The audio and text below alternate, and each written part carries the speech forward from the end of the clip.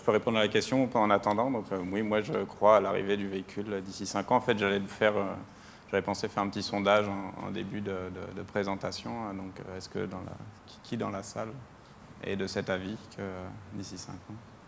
Bon, on a probablement un public plus au fait, puisque c'est en général une minorité plutôt des personnes il y a un certain scepticisme dans le public. Je ne sais pas si ces tas vont... Ouais. Ah, ça vient tout seul. Oh, ok, c'est très beau. Ok, donc très rapidement, donc j'ai deux casquettes. Une autre casquette qui est en anglais, c'est l'acronyme est en anglais, le Centre canadien d'excellence d'expertise sur les véhicules autonomes, CAVCO, qui est aussi qui essaye de justement sensibiliser les gouvernements, les institutions à l'avènement des véhicules autonomes. Donc je vais aussi répondre à certaines questions peut-être sur l'acceptabilité, sur les aspects techniques dans la suite. Puis n'hésitez pas à me faire dire si je vais probablement dépasser mes 5 minutes. La première raison, la raison principale, en plus, qui est un de mes sujets de recherche, c'est la sécurité routière qui justifie le développement de ces véhicules pour différentes raisons. Donc, évidemment, la sécurité routière, c'est un problème mondial, qui est un problème encore en explosion, en particulier dans les pays en développement. Même si ça s'améliore dans les pays développés, c'est un problème majeur. Et le facteur principal qui nous intéresse, parmi les différents facteurs qui existent, qui mènent à des accidents, c'est entre autres le facteur humain. Donc on ne réglera jamais les problèmes des accidents de la route sans retirer le conducteur du véhicule.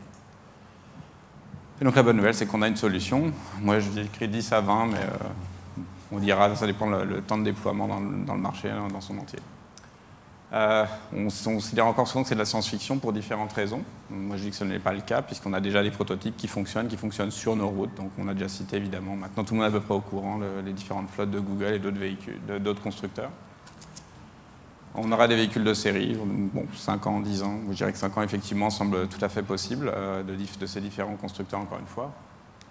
On a des avancées dans le domaine légal. On connaît plusieurs États américains. On a un mouvement d'ensemble qui devrait se passer même au niveau fédéral américain pour nos voisins, pour essayer d'harmoniser aussi toutes ces règles, pour éviter d'avoir tout un ensemble de règles incompatibles. Et au Canada, on commence, malheureusement pas au Québec, mais en Ontario, à se pencher sur cette question. Les deux problèmes principaux qui nous sont toujours mis en avant pourquoi ça ne marcherait pas, c'est qu'on a tendance à penser qu'on a besoin de modifier l'infrastructure et on mélange souvent les choses avec le véhicule connecté. Le véhicule autonome n'a pas besoin d'être connecté, en tout cas pas au sens où on l'entend dans la recherche dans ce domaine-là, et il n'a pas besoin d'infrastructure particulière. Donc, puisqu'on a besoin d'investir dans l'infrastructure de ces coûts importants, le véhicule peut être déployé dans notre infrastructure existante, bon an, mal an. Et le deuxième point, c'est que ces technologies existent déjà essentiellement. Donc c'est encore plus facile de vous le dire aujourd'hui. Aujourd'hui, on a la fonction autopilote de Tesla. Mais si vous prenez d'autres véhicules qui ont simplement des régulateurs de vitesse intelligents plus un contrôleur, une méthode pour vous garder dans votre voie, pour que le véhicule reste en service, vous avez un véhicule autonome sur autoroute. Et vous pouvez regarder 2-3 véhicules haut de gamme, je cite l'Infiniti Q50, vous pouvez trouver des vidéos un peu effrayantes sur YouTube où les gens sont sans les mains et puis se font conduire sans problème. Donc ces technologies existent, partiellement.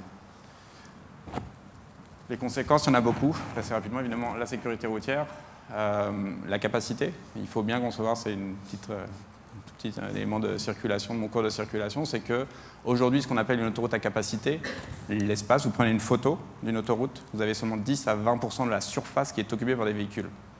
Pourquoi? Parce que les conducteurs humains prennent de 1 seconde jusqu'à 5, 6, 7 secondes, si vous pensez à autre chose, à réagir. Donc il faut des marges de sécurité entre les véhicules, donc on a des autoroutes vides, à capacité. Bon, on peut avoir des impacts, on va avoir des augmentations du nombre de déplacements, entre autres, qui sont souhaitables ou pas, puisque le temps devient un temps utile. Des éléments très intéressants en termes d'urbanisme, parce que les véhicules n'ont pas besoin de se stationner en bas de chez vous, vous pouvez l'envoyer se stationner autre part. On n'a pas besoin de, potentiellement, un des modes de développement, c'est un mode en partage, donc on parle de robotaxi, de Uber 2.0, et donc vous n'avez pas besoin que votre véhicule soit en bas, mais en plus vous le partagez. Donc la demande de véhicules va diminuer drastiquement. Vous pouvez servir les déplacements actuels de la grande région de Montréal avec peut-être 20 à 30% de la flotte existante. Et vous avez des choses très intéressantes comme des gains de mobilité pour les personnes qui n'ont pas accès à des véhicules actuellement. Pensez aux enfants, pensez aux personnes âgées qui ont perdu leur permis de conduire, qui ne peuvent plus conduire, pensez à des gens qui ont des différents types de déficiences et ça va évidemment, ça va avoir des impacts très intéressants, par exemple pour le transport adapté, qui coûte extrêmement cher. Et idéalement, ce que j'ai un peu abordé, la baisse du taux de motorisation, donc pouvoir réduire la flotte automobile. Quelques questions ouvertes. Quelle technologie à développer? En particulier, est-ce qu'il faut des adaptations dans notre climat? C'est une question ouverte. Bon, pour mes étudiants, comment va changer? Quel va être le département des transports, quel va être le ministère des Transports de demain, le département de la ville de Montréal? Les systèmes de transport en commun, dans quelle mesure ils vont se déplacer, fusionner partiellement avec ces solutions?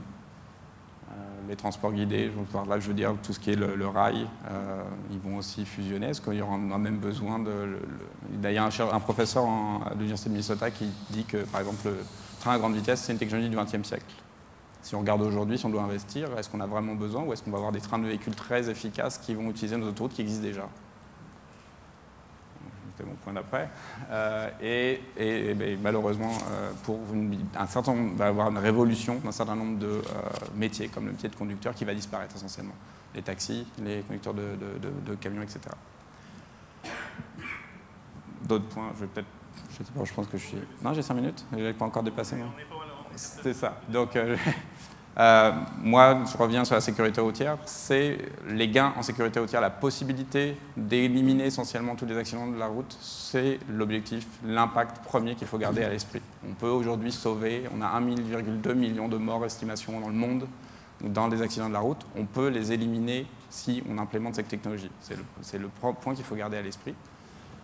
Et évidemment, un second point, c'est qu'il va y avoir des impacts énormes sur toute la société, sur l'organisation de la société. Il va y avoir des bouleversements, y compris dans des métiers, et il faut planifier aujourd'hui. Il faut que tous les projets de transport qu'on conçoit aujourd'hui doivent être pris à l'aune, doivent prendre en contexte l'arrivée de ces technologies pour se poser la question, est-ce qu'on a vraiment besoin d'investir dans des nouveaux ponts, dans des nouvelles routes même, puisque les routes existantes, on va pouvoir faire passer 50%, 2 fois plus peut-être, de véhicules qu'on le fait passer aujourd'hui à capacité. Donc il faut réellement, pour ne pas investir dans des choses qui vont servir à rien, planifier aujourd'hui.